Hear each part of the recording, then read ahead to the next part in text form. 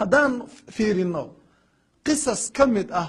qisooyinka khaatumada xun kuwaas waxay ahayn khaatumada wanaagsan khaatumada xun waxaa ka mid ah nin la dhihi jiray cabdullaahi ibnu axmed almu'adin raximahullah ayaa wuxuu leeyahay kuntu atuufu lkacba kacbada ayaan maalin ku tawaafayay kacbada asagoo ku tawaafaya waidaa birajulin mutacalliqin biastaariha waxaan arkay nin kacbada tiirarkeeda ku dhegan kacbada derbigeedu ku dhegan yahay yaquulu wuxuu leeyahay allaahuma akhrijnii min addunya musliman ilaahay o anoo muslima adduunka iga saar buu leeyahay laa yaziidu calayha ma ka siyaadinayo wuu ku celcelinaya allaahuma akhrijnii min addunya musliman buu leeyahay markaasaa waxaan idhi buu yidhi maba ka ziyaad intaas ku celcelinaya waxaan idhi buu yidhi intaan usoo dhowaaday warnin yahow ma intaas keliyana maantana ku celcelinaysaa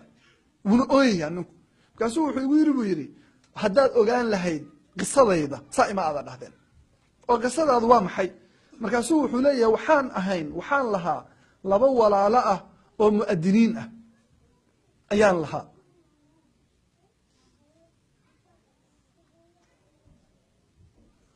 laba walaalo ah oo mu'adiniin ah ayaan lahaa laba walaalo oo aadaama masaajid bay ka aadaami jireen markaasuu wuxuu leeyahay fiiri midkood kaana yu'adinu axaduhumaa 40 sanatan middaa wuxuu aadaami jiray 40 sano ayuu aadaami jiray marka naftu ka dhacaysay akhada almusxafa musxafkii qur'aanka ahaa buu qaaday wuxuu yidhi kitaab qur'aan ii dhiiba waa loo keenay markii loo dhiibay ayuu wuxuu yidhi ashhadu annii barii'u min hada waxaan qirayaa inaan beri ka ahay midkan fiiri waa 40 sano aadaamayay waxaan qirayaa inaan beri ka ahay markaasaa nafti ka baxda ciddii oo dhan baa ka oyday way la yaabeen waa khaatimo xun kii kale buyi oo walaalkay ahaa oo asagana 30 sano aadaamayey ayaa asna markuu dhimanayay sidii oo kale sameeyey kitaab qur'aan uu qaatay markaasuu wuxuu yidhi markhaati iiga noqda inaan kan beri ka ahay markaasaa waxaan idhi buu yidhi walaalaha dembi ma ku taqaanay markaasuu wuxuu yidhi buu yidhi kaanaa waxay ahaayeen firiya waxay ahaayeen labadaa nin yutaabicuuna kuwa raacraaca cawraati الnisaa'i dumarka cawradooda mu'adiniin bay ahaayeen laakiin waxay jeclaan jireen inay dumarka qaaqaawan fiirsadaan fiiri subxaan allah innaga maanta tiifiyaa guryaha noogu jira dhalinyarada keebal baa guryaha ugu jira wuxuu fiirsanayaa naaga qaaqaawan joornaal qaaqaawan buu fiirsanayaa waxaa luu lehay adult magazine hebelsan waxaasaa dhici karta inuu fiirsado ogow khaatumadaasi saasaa qofka u dambayn doonta ilahay ha naga badbaadiyo nacuudu billahi min dalik wuxuu leeyahay waxay ku daraayeen oo ilaahay ku imtixaamay inay dumarka indhaha la raacaan oo cawradooda fiirsadaan saasaa ilahay ku ciqaabay markay dhimanayeen inay kitaabkii ka kufriyaan waxyaabaha cajiib kale waxaa ka mid ah oo lala yaabo waxaa dhici karta ikhwaani qofku inuu intaas oo sano khayr ku dhex jiro baa dhici karta intaasoo sano inuu khayr ku dhex jiro maalinta uu dhimanayana inay khaatumo xun u dambayso laakiin khayrkii uu ku dhex jiray daacad kama ahayn waxyaabaha dadka khaatumada xun mar walba loogu khatimo waxaa ka mid ah baa la yidhi dadka sigaarka joogteeya waxay culimmadu qireen qisas badan oo laga wariyay dadka sigaarka mar walba sigaarka caba waxaa ka mid ah qisadaas imaamu ibnulqayim wuxuu qoray qiso wuxuu leeyahay niman muslimiin aho waxaa jiray waxay u safri jireen inay zakada dadka ka soo ururiyaan waa qiso sugan marka ay zakada soo ururinayeen waxaa la socday nin shaqaalaha ka mida zaku soo ururinaya oo khayr buu ku dhex jiraa oo sigaarka daa'ima sigaarku cabaa wuuna qarsadaa sigaarka saaxiibadiina way ogaadeen way arkeen isagoo sigaarka la dhumanayay arkeen maalintii dambuu dhintay ninkii markii uu dhintay meel cidlo ah baadiye buu ku dhintay reer baadiyihii baan u tagna waxaan ku niri bay dhaheen waxaadna siisaan wax aan qabriga ku qodanno nin reer baadiye ah wuxuuna siiyey bahalka la yidhaha faaska sooma taqaanaan qoryaha iyo lagu jajabiyo oo la isticmaali jiray geedaha iyo lagu gooyo ayuu siiyey wuxuu yidhi geedka faaskan qaata qabriga kusoo qota iisoo celiye markaasuu wuxuu yidhi faaskan arigan geedaha ugu gogoostaa arigana waan ku ootaa haddaad iga dhumisaan ama iga jebisaan daabkiisa qoriga uu ku jiro waa anihi idinka wax aan gurigiisaba waxaa yaala faaskaas iyo qori uu ku ugaarto wuxuu sameeyey marka nimanka waxay sameeyeen qabrigiisay u qodayeen markay iilkii gaareen ayaa dhagax isku gudbay dhagaxii bay jabin waayeen markay qodeen oo jabin waayeen ayaa nin baa intuu faaskii qori buu ku jira faasku waa bir dowlad oo qori la dhex geliyo qorigii buu ka bixiyey markaasuu intuu birta gacanta ku qabtay buu dhagaxii jajabiyey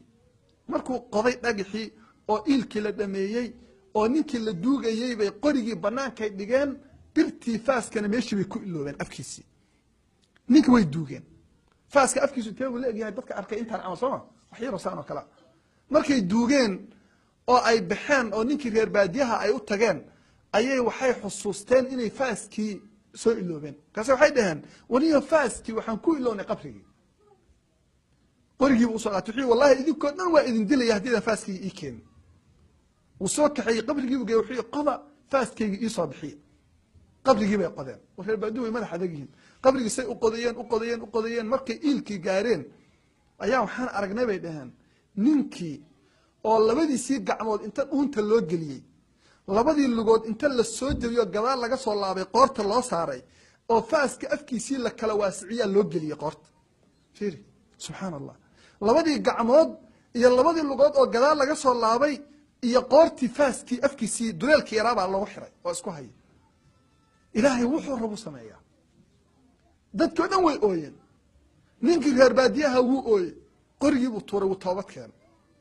nin saalix uu ahaan jiray baa le oo wanaagsan wuu toobad keenay fiiri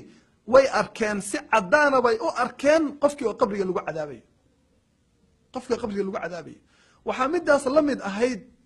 qiso salaada subax een cajalad ah aan mar ka sheekeynayey oo ahayd wiil dhalinyaro ah fiiri nin imaamiyada muslimiinta ka mid ah wuxuu leeyahay bal qisadan dhegeysta waa wiil yar oo khaatumo xumo ilaahay u qoray isagana wuxuu leeyahay maalin anoo masaajidka fadhiya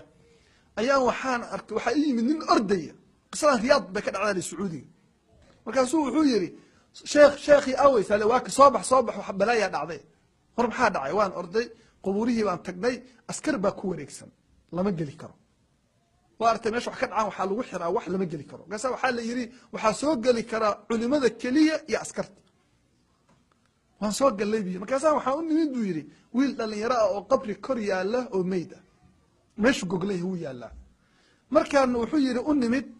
ayaan waxaa niri buu yidhi maxaa dhacay markaasaa la yidhi godka fiiriya godkii la qoday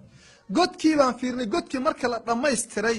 ayaa waxaa ka soo baxday abeesa weyn oo tiirkaas leeg waa ka soo baxday meeshay taagan tahay way malafsanaysaa markaan aragnay ayaa niri bu intaad godkan ka tagtaan god kala qoda godkii kalaa la qoday markii la dhammaystiray abeesadii naftirkeedii baa meesha ka soo baxday haddana waa mucjiso markaasaa waxaa niri bu ka taga oo mid saddexaad qoda godkii saddexaad baa la qoday abeesada laftirkeedii baa ka soo baxday markaase culimmadu waxay dhaheen abeesadan waxaan samayna ma naqaanee askarta inta loo yeero xoog lagu qabto godka ha laga saaro biraa la keenay abeesadii baa la qabtay waa la jiiday banaankaa loo bixiyey cunugiina duugaaneel cunugii wixii markaan qabrigii dhignay abeesadii ayadoo saynta saa u warfinaysa bay dadka dushoodii oo dhan ka soo booday say u socday bay dam godkii bay ku dhacday annagoo u jeednay cunugii ku bilowdayba inay cunto wallaahi wuxuu yidhi lafihiisa jajabaya qajajacdoodaan maqlayay buu yidhi sheekhi wiilkii way ruugaysaa markaasaa waxaan yidhi bu ciidda ha lagu dado ayadoo cunaysa lama wax la qaban kara ma ah waa bahal aad u weyn godkii baan ku dadnay biyo waan ka tagnay anoo wuxuu ooyayay oo la yaaban wiilka wixii ku dhacayay ayaan iri bi aabihii hala ii geeyo culimadii baa tidhi aabihii baan u tagnay nin oday ah waa yeel saan iri adeer wiilkaagu muxuu ku mutay waxaas qisadaas markaasuu wuu ilmeeyey markaasuu wuxuu yidhi buu yidhi wiil ka baarisama aanan dhalin iskuulka wax ka wanaagsan ma jirin studentii buu ahaa warkaygana wuu maqli jiray dantiisana wuu yaqaanay laakiin salaadii baan ku kari waayey allahu akbar fiiriya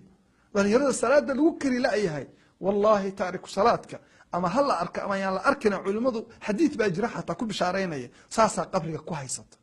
laakiin qaarra waa la arki qaarra lama arkayo waa khaatumo xun salaad la-aan buu ku dhintay soo ma aha dadkii oo u jeeda baa la cadaabay fiiri